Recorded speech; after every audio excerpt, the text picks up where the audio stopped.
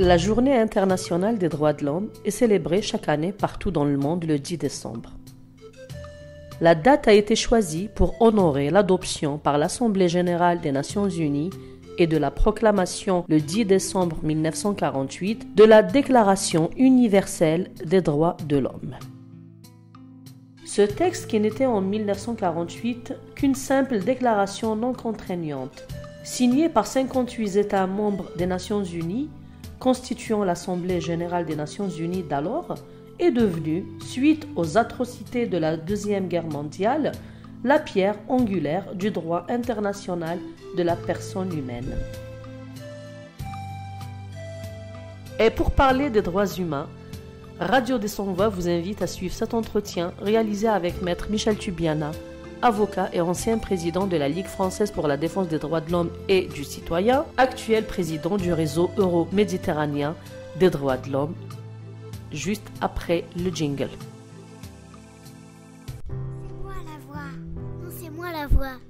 Non, c'est moi la voix. Nous sommes la voix. Nous sommes tous la voix des sans-voix. Alors, Maître Michel Tubiana, bonjour. Bonjour. Vous êtes avocat et ancien président de la Ligue française pour la défense des droits de l'homme et du citoyen, plus communément appelée Ligue des droits de l'homme. Vous occupez actuellement le poste de président du réseau euro-méditerranéen des droits de l'homme Euromed Droit depuis 2012 et vous êtes président honoraire de la Ligue française des droits de l'homme. Vous aviez 10 ans en 1962 lorsque votre famille a quitté l'Algérie et s'installe à Paris. Aujourd'hui, vous êtes un vrai fervent défenseur des droits humains. Cet engagement dans la promotion et le respect des droits humains a-t-il un quelconque rapport avec votre enfance, Maître Tubiana ? Au sens de mon éducation, oui, puisque je tiens de mon père nombre de principes en ce domaine, et puis de l'histoire de la famille.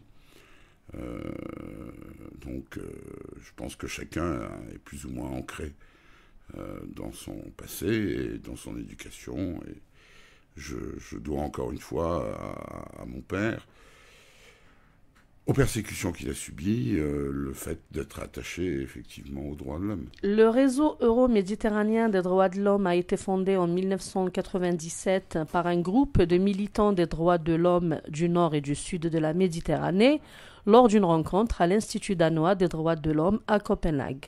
Quels étaient les objectifs clés d'Euromed Droit, Maître Tubiana ? À cette époque-là, l'Union européenne venait d'adopter avec les pays du sud riverain de la Méditerranée la déclaration de Barcelone, proclamant une identité de destin, une identité de valeurs, des valeurs communes à partager, un développement commun.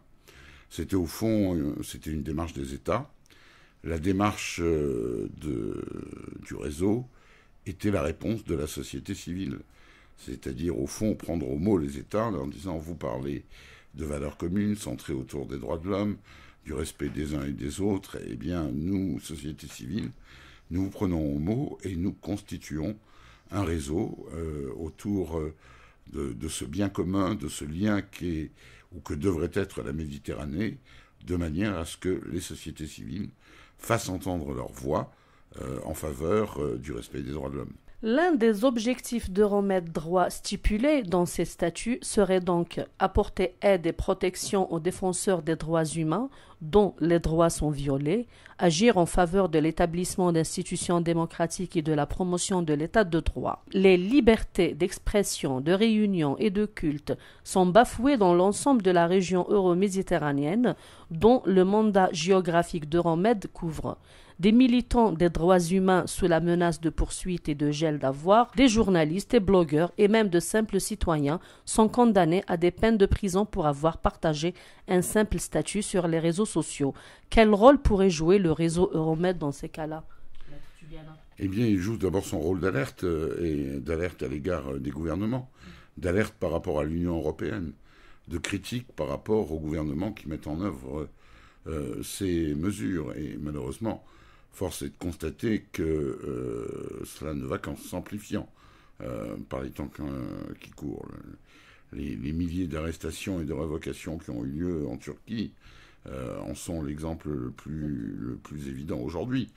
Mais la manière dont sont traités les défenseurs des droits de l'homme en Égypte, qui sont aujourd'hui obligés de s'exiler pour ne pas être arrêtés, etc., etc., sans compter les situations de non-droit absolu que sont la Syrie, qu'est la Syrie par exemple, tout cela montre qu'il y a encore beaucoup à faire, et malheureusement il y aura encore beaucoup à faire pour que des libertés aussi minimales que celle de réunion, que celle d'expression, puissent être réellement vécues par les peuples de cette région.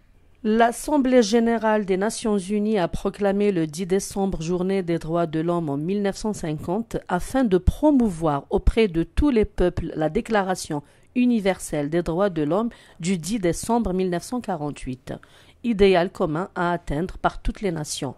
Quel est le programme du réseau Euromed Droit pour la journée du 10 décembre 2016 ? Qu'avez-vous programmé ce jour-là ? Rien. Pas de séminaire Non, rien de particulier. Vous savez, une journée, c'est quelque chose de très bien. Mais en même temps, c'est 365 jours par an.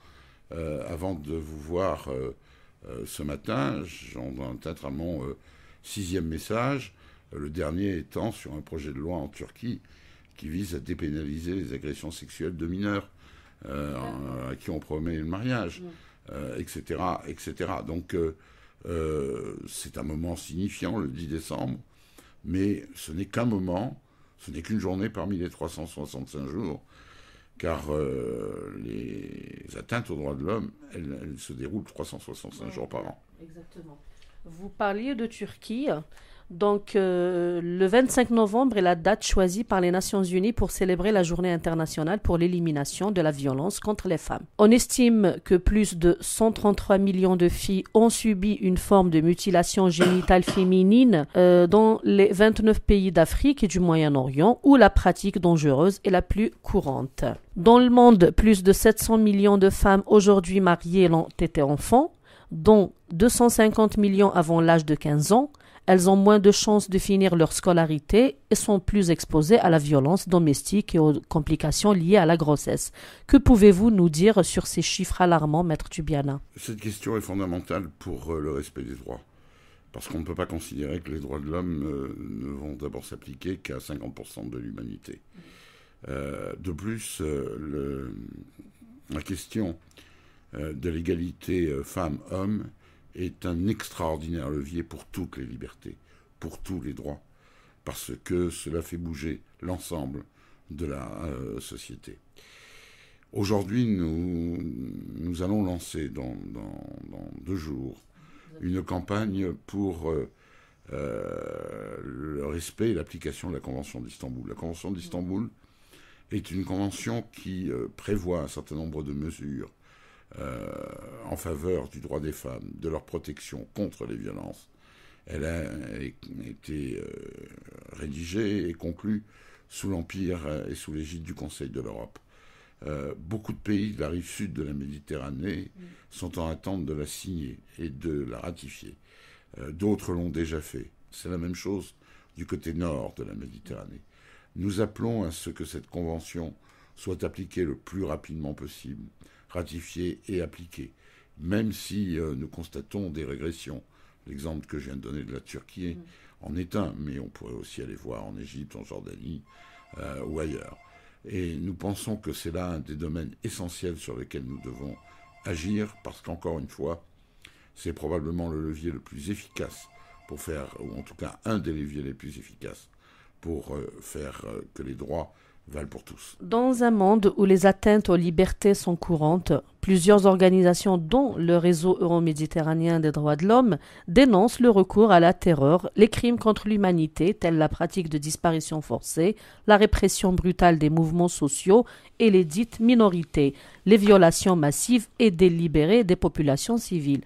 Quel regard portez-vous sur l'avenir, Maître Tubiana ? Ce sera ma dernière question. Au fond, c'est le vieil adage britannique, fais ce qu'il l'on doit. La seule chose dont je suis certain, c'est que si nous ne faisons rien, nous irons vers le pire. Donc par conséquent, il faut agir. Alors après, ça marche, ça ne marche pas.